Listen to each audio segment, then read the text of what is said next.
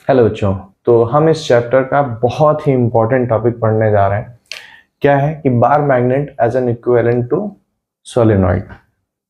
ठीक है, देखिए होता क्या है कि ये क्वेश्चन कई बार रिपीट होता है कि so that the solenoid like acts like a bar magnet या bar magnet acts like a solenoid. होता क्या कि जब हम मैग्नेटिक फील्ड लाइंस ड्रॉ करते हैं बार मैग्नेट के, तो कैसे ड्रॉ करते हैं?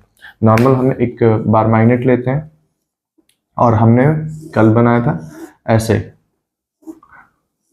और ये आपका फील्ड लाइंस होता है करीब करीब। और सोलेनॉइड कैसा होता है? एक पाइप जैसा स्ट्रक्चर होता है, उस पर वायर ऐसे कॉइलिंग होती है, जिसके से फील्ड लाइन बिल्कुल जैसे कि आप बार मैग्नेट पे देख पाते हो करीब करीब वैसा ही है, बट क्लोजली रिजेंबल करता है। तो उसमें क्या होता है, कंपैरिजन स्टार्ट हो जाता है।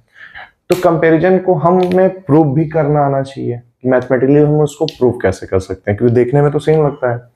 तो प्रूविंग के लिए क्या कर सकते हैं कि ऐसा तो नहीं कह सकते कि फील्ड लाइन सेम है, तो हमने जो डाइपोल मोमेंट यानी कि किसी पॉइंट पे, एक्सियल पॉइंट पे जो हमने मैग्नेटिक जो मैग्नीट्यूड ऑफ फील्ड निकाला था at axial point due to bar magnet, अगर हम उसी वजह से उसी तरीके से फील्ड एट एक्सियल पॉइंट अगर हम सोलेनॉइड की वजह से निकालें, अगर वो सेम मिलता है तो हम कह सकते हैं कि वो सेम होता है।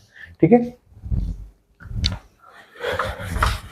इसमें लिख सकते हैं कि magnetic field lines magnetic field lines of solenoid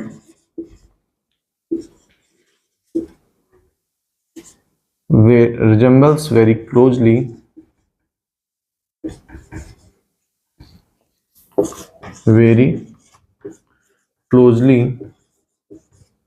to bar magnet। और क्या होता है कि जब हम बार मैग्नेट को दो पार्ट में तोड़ते हैं तो उसका मैग्नेटिक पोल क्या होता है, घट जाता है। और ऐसे ही कॉइल जब होता है, जो सोलेनॉइड होता है, अगर उसको हाफ पार्ट में डिवाइड कर दिया जाए तो चूंकि म्यू नॉट एन आई होता है, तो नंबर ऑफ टर्न्स भी घटेगा। ठीक है, तो वहां भी क्या होगा, मैग्नेटिक फील्ड हाफ हो जाएगी, यानी पोल स्ट्रेंथ क्या हो जाएगी, हाफ हो जाएगी, जैसे कि बार मैग्नेट के केस में हो रहा है। तो ये कुछ सिमिलैरिटीज हैं जो ये शो करती हैं कि जो सोलेनॉइड होता है वो बार मैग्नेट के इक्विवेलेंट होता है। तो अब हम इसको मैथमेटिकली प्रूव करने जा रहे हैं, तो लिखेंगे मैथमेटिकली प्रूव में देखेंगे। पहले इसको मिटा दे रहा हूं। तो सबसे पहले हम डायग्राम बनाते हैं सोलेनॉइड का। तो सोलेनॉइड का मान लीजिए हमने एक ऐसे सोलेनॉइड ले लिया है, ठीक है, ये सोलेनॉइड है। तो इसको हम एक्सियल लाइन ड्रॉ कर लेते हैं। ये एक्सियल लाइन हो गई, और ये एक इक्वेटोरियल पॉइंट यहाँ है जो सेंटर ऑफ डाइपोल को ओ पॉइंट पे करती है। तो ये लेंथ एल हो जाएगी, ये लेंथ एल हो जाएगी। एल क्या मतलब, जैसे दो पोल्स के बीच में हम जो लेंथ लेते हैं। ठीक है, तो इस मान लो ये जो पी पॉइंट है, हमें यहाँ पे फील्ड निकालनी है। मान लो एक स्मॉल एलिमेंट ले लिया dx, क्या ले लिया, dx, ये dx, और ये यहाँ एक्सिस पॉइंट से ये मान लो x डिस्टेंस पे है। ठीक है, इसको थोड़ा सा बड़ा लिख दे रहे हैं x, और ये जो है, ये जो छोटा सा एलिमेंट है, इसको मान लीजिए dx। तो मान लीजिए o पॉइंट से ये डिस्टेंस आपका कितना हो गया, r डिस्टेंस हो गया। तो ये वाला पॉइंट कितना होगा, अगर इसमें से जो dx पॉइंट, जहां जिसकी वजह से हम यहाँ पॉइंट P पे निकाल रहे हैं फील्ड, तो वो कितना होगा, इस r में से अगर x माइनस कर दिया जाए, तो यानी ये वाला जो डिस्टेंस होगा वो r माइनस एक्स हो जाएगा।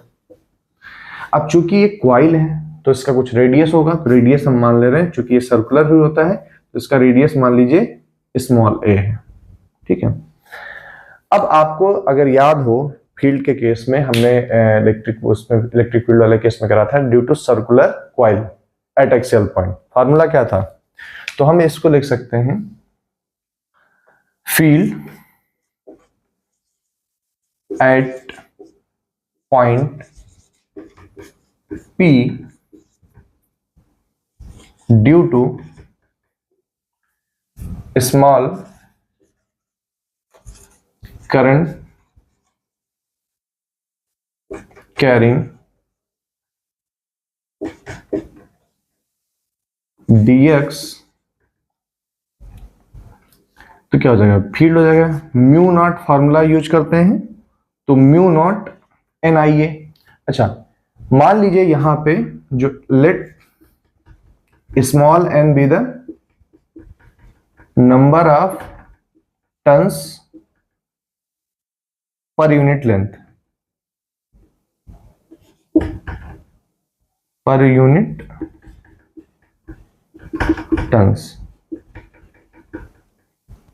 ठीक है। So number of turns in dx क्या हो जाएगा, उस dx में उस स्मॉल n से मल्टीप्लाई कर दें, तो यहाँ n की वैल्यू क्या हो जाएगी, वो हो जाएगी n टाइम्स dx हो जाएगी, ठीक है। तो अगर हम यहाँ पे वैल्यू रखें, चूंकि अभी हम dx एलिमेंट की वजह से ले रहे हैं, तो ये हमारी फील्ड क्या हो जाएगी, स्मॉल फील्ड हो जाएगी, db मान लेते हैं। तो mu not by 4, mu naught NIA होता है, तो n की वैल्यू हमारी n डॉट dx हो जाएगा, और करंट I है मान लो, इसमें करंट I मान लीजिए, I और रेडियस a स्क्वायर डिवाइड में 2 times r square plus x square होता है। तो हमें ये डिस्टेंस का देखना है, तो r माइनस एक्स का स्क्वायर प्लस a स्क्वायर की पावर 3/2, ये फॉर्मूला आता था, याद होगा, mu naught NIA square divided by 2 times r square plus a square. तो r स्क्वायर ये डिस्टेंस चूंकि यहां से है, ठीक है, तो हमारे पास ये इतना एलिमेंट आया। तो इसको हम ऐसे कर सकते हैं, चूंकि r जो है वो बहुत बड़ा है a से, ठीक है, बहुत बड़ा है a से, और x से भी बड़ा है। जैसे मान लिया हमने बहुत क्लोजली लिया है, तो x से भी बड़ा है, तो जो स्क्वायर टर्म है तो उसको इग्नोर कर सकते हैं। So we can ignore, we can neglect a square. तो हमारे पास फाइनल फॉर्मूला क्या इधर हो जाएगा, db mu naught n I a square दिया है, तो dx हो जाएगा, और नीचे भी क्या बचेगा, 2 टाइम्स r स्क्वायर, और r स्क्वायर को अगर हम बात करें, तो r स्क्वायर को अगर इसमें मल्टीप्लाई करेंगे तो 3/2 से, तो सिर्फ क्यूब ही बचेगा। तो यहाँ पे इसको ऐसे भी लिख सकते हैं, mu naught NI dx divided by 2 times r cube, ठीक है। तो म्यू नॉट NIA स्क्वायर, अभी थोड़ा सा बोलने में इजी रहता है, तो यहाँ पे a स्क्वायर लिख लेते हैं, बाद में हम इसको अरेंज करेंगे, ठीक है। तो हमारे पास ये इक्वेशन मिल गई। तो हमें चाहिए final field B at point P। तो हम क्या करेंगे, इसको इंटीग्रेट कर लेंगे। तो dB का इंटीग्रेशन क्या होगा, इंटीग्रेटिंग अब इक्वेशन ऑन इंटीग्रेटिंग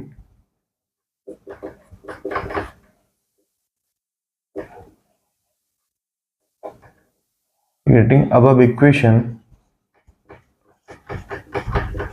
ठीक है। तो अब इक्वेशन को जब इंटीग्रेट करेंगे तो हमें b इक्वल टू क्या मिल जाएगा, ये इंटीग्रेशन। अब देखिए हमें इंटीग्रेशन लिमिट लेके क्या करनी है, हमको यहां से लेकर के यहां तक करना। अगर हम इसको सेंटर मान लें तो ये हमारा -l हो जाएगा एज पर कोऑर्डिनेट ज्योमेट्री, और ये +l हो जाएगा।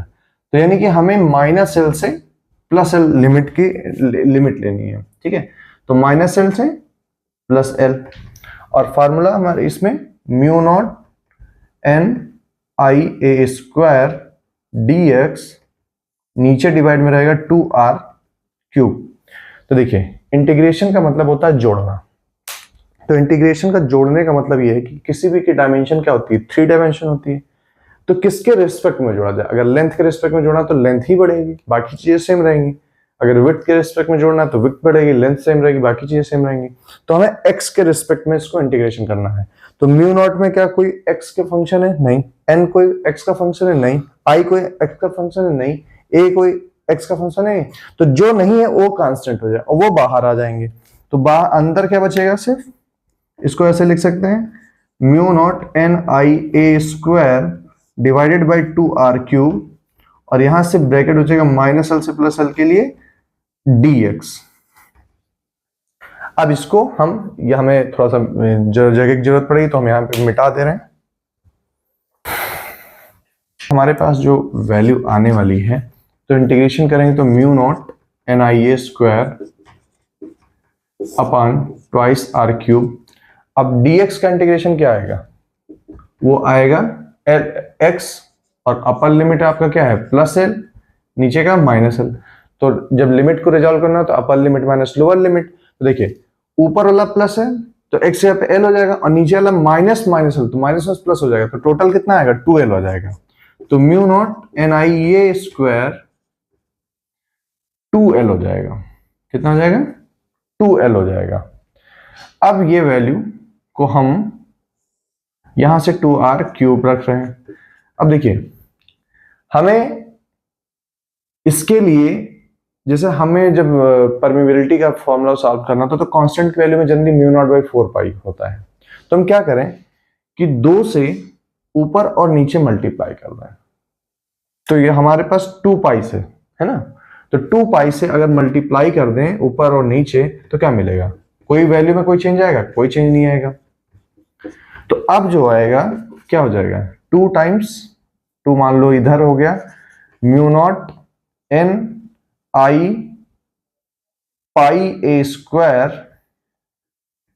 2l हो जाएगा, डिवाइड में 2 4π हो जाएगा और r³ इधर अलग हो जाएगा। अच्छा πA² क्या है, πA² वही है, यानी इसका सर्किल का एरिया की बात हो रही है। क्या हो रही है, सर्किल के एरिया की बात हो रही है। तो इसको हम रिप्लेस कर सकते हैं 2 times μ0 NIA 2l upon 4π r³। तो हमारे पास देखो ये फार्मूला क्या आ रहा है NIA 2l, यानी होता क्या है कि जिसे हम उसमें करंट लेते हैं मैग्नेटिक मोमेंट के लिए, तो हमारे पास फार्मूला क्या आता है NIA टाइप में आता है। तो ये जो टोटल नंबर ऑफ टर्न्स कितना होगा, तो ये पूरी लेंथ 2l है तो स्मॉल n से 2l से मल्टीप्लाई करेंगे तो टोटल नंबर ऑफ टर्न्स आ जाएगा। तो फार्मूला हमारा मैग्नेटिक मोमेंट का क्या होता है, टोटल NIA होता है, NIA ठीक है, नेशनल इन्वेस्टिगेशन एजेंसी। आपके लिए क्या होता है मैग्नेटिक मोमेंट में आता है। तो n की वैल्यू क्या हो जाएगी, n की वैल्यू यहाँ पे हमारी n टाइम्स 2l हो जाएगा, क्योंकि हमें पूरे सोलेनॉइड पे लेंथ कितना नंबर ऑफ टर्न्स है तो तभी मिलेगा जब number of turns per unit length से पूरे लेंथ से मल्टीप्लाई करते हैं। तो अब ये वैल्यू अगर यहां पुट करें तो अब वैल्यू जब पुट करेंगे इसमें तो हमारे पास ये क्या मिल जाएगा फॉर्मूला 2 टाइम्स μ0, इसके जगह पे पूरा m हो जाएगा और नीचे 4π r³। तो फाइनल फार्मूला आ गया, कितना आया है B = 2 μ0 times m upon 4π r³। अब जरा याद करिए बार मैग्नेट की वजह से उसमें कितना मैग्नेटिक फील्ड आया था एक्सियल पॉइंट पे, बिल्कुल क्या सेम नहीं आया था, यही तो आया था 2 टाइम्स μ0 m 4π r³। और सोलेनॉइड की वजह से भी उसी एक्सियल पॉइंट पे इतना फील्ड आ गया। तो अब ये हमारे पास थ्योरेटिकल प्रूफ है कि जो बार मैग्नेट है या फिर सोलेनॉइड है वो बिल्कुल बार मैग्नेट इक्विवेलेंट होता है। ठीक है, थ्योरेटिकल जैसे वैसे प्रूफ होता था कि फील्ड लाइन सेम होती हैं, पोल स्ट्रेंथ घट जाती है उनको ब्रेक करने पे, और ये हमारे पास मैथमेटिकल प्रूफ हो गया कि एग्जैक्टली सेम आपका फील्ड मिलेगा सोलेनॉइड की वजह से पॉइंट पी पे जो कि एक्सियल पॉइंट पे है, जितना कि बार मैग्नेट की वजह से इतना मिलता। और बेटा ये जो है लगातार क्वेश्चन पूछा जाता है कि so that the solenoid acts like a bar magnet. ठीक है, तो बहुत इंपॉर्टेंट ये टॉपिक है, तो इसको आप लोग पढ़िएगा और अच्छे से समझिएगा। ठीक है, तो मिलते हैं नेक्स्ट क्लास में, तब तक के लिए थैंक यू।